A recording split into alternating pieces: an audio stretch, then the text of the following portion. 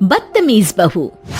सभ्यता से भरपूर शास्त्री परिवार की इकलौती बेटी मोहिनी को बचपन में ही पढ़ाई के लिए विदेश भेज देते हैं, जहां से वो सालों बाद ग्रेजुएशन पूरी करके इंडिया वापस आती है, जो अब संस्कार, सभ्यता, संस्कृति जैसी चीजों से कोसों दूर होती है। एक सुबह मोहिनी शॉर्ट ड्रेस पहने, कानों में हेडफोन लगाए जोर जोर से इंग्लिश गाने गाती हुई घर में घूम रही होती है।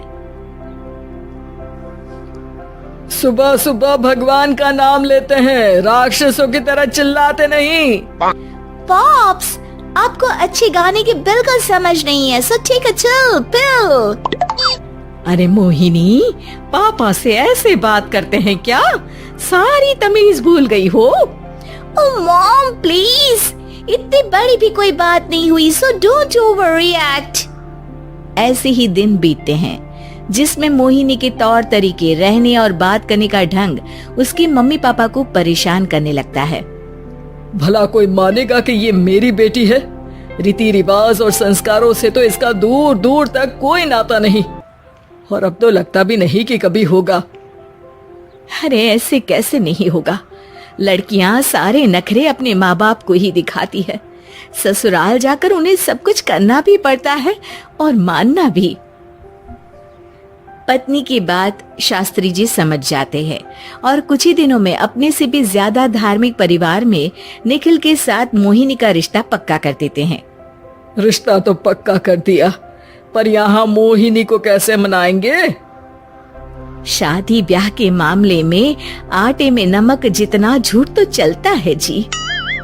इसी तरह एक के बाद एक तिकड़म लगाते हुए दोनों मिलकर मोहिनी को शादी के लिए तैयार कर लेते हैं और मोहिनी निखिल की शादी हो जाती है, जिसके अगले दिन से ही मोहिनी दोबारा अपने पूरे अवतार में शॉर्ट ड्रेस पहनकर घर में घूमने लगती है।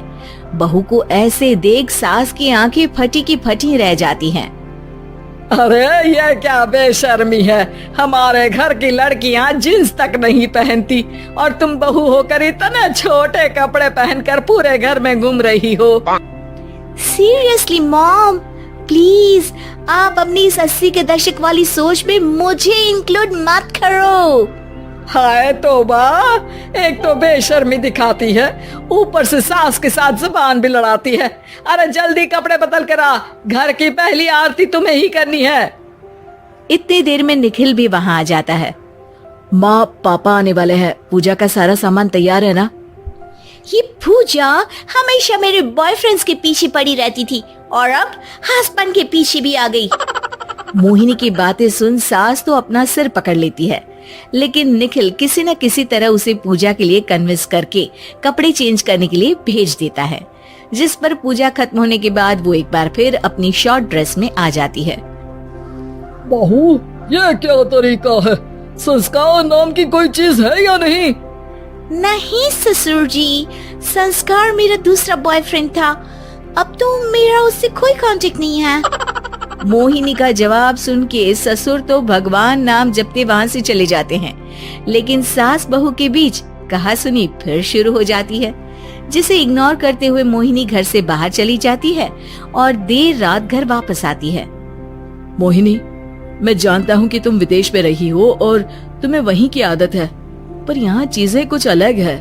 अगर तुम उस हिसाब से कुछ एडजस्ट कर लो तो सबके लिए सही हो जाएगा। I am not in a lecture mood. Good night.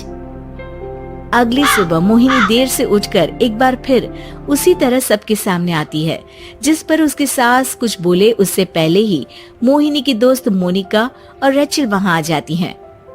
Oh hi darling, how are you? OMG, we missed you so much. I missed you too darling. Ram Ram, इन्होंने तो तुमसे भी छोटे कपड़े पहने हैं। अरे तुम लोगों के अंदर कोई शर्म लिहाज बाकी भी है या सब बेच खाई? मोहिनी, तुम्हारी मेड कुछ ज्यादा नहीं बोलती?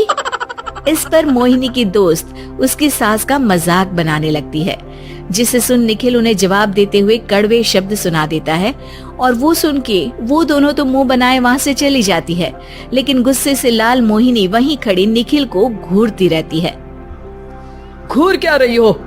तुमसे शादी की ये सोचकर कि विदेश में पढ़ी लिखी हो, घर में कोई पॉजिटिव चेंज लाओगी, अपनी करियर के लिए एम्बिशियस होगी, पर अपने इस बिहेवियर से उस पढ़ाई के साथ साथ अपने मम्मी पापा के नाम को भी डुबो रही हो। अगर तुम्हें ऐसे ही हाल रखना है तो यहाँ रहने की कोई जरूरत नहीं है। निखिल की बातें सुनकर मोहिनी रोते हुए घर छोड़कर अपनी मम्मी पापा के पास वापस आ जाती है।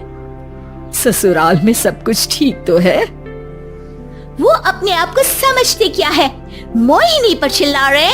मैं क्यों उसके इशारों पर चलूं? मैं अपनी लाइफ अपने तरीके से जीना चाहती हूँ और वो ना आप लोगों को मंजूर था और ना ही उन्हें है। तुम यहाँ नहीं रह सकती। अपने पापा की बात सुन के मोहिनी हैरान रह जाती है। हाँ, तुमने बिल्कुल सही सुना। अगर तुम्हें अपने इस घमंड, बेशर्मी और बदतमीजी में ही जीना है तो तुम यहाँ भी नहीं रह सकती। बेटी, मैं मानता हूँ हमारे यहाँ रीति रिवाज बहुत मायने रखते हैं और हमने उन्हीं के ओवरडोज से बचाने के लिए तुम्हें विदेश भेजा था। एक लड़की जो शादी करके घर और बच्चे संभालती है, उससे तुम अपने आप को ज्यादा समझ सको इसके लिए भेजा था। तुम उससे ज्यादा समझो और बनो, पर तुम तो किसी दूसरी ही ट्रेन में चढ़ गई बेटा। उसके मम्मी पापा बहुत देर तक मोहिनी को सारी बातें समझाते हैं, जिन्हें सुनकर मोहिनी को अपनी गलती का एहसास होता है। वो जॉब ज्वाइन कर लेती है और ससुराल वापस आकर उन्हें मॉडर्न बनाती है और खुद भी कुछ रिवाज सीखते हुए खुशी से रहने लगती है।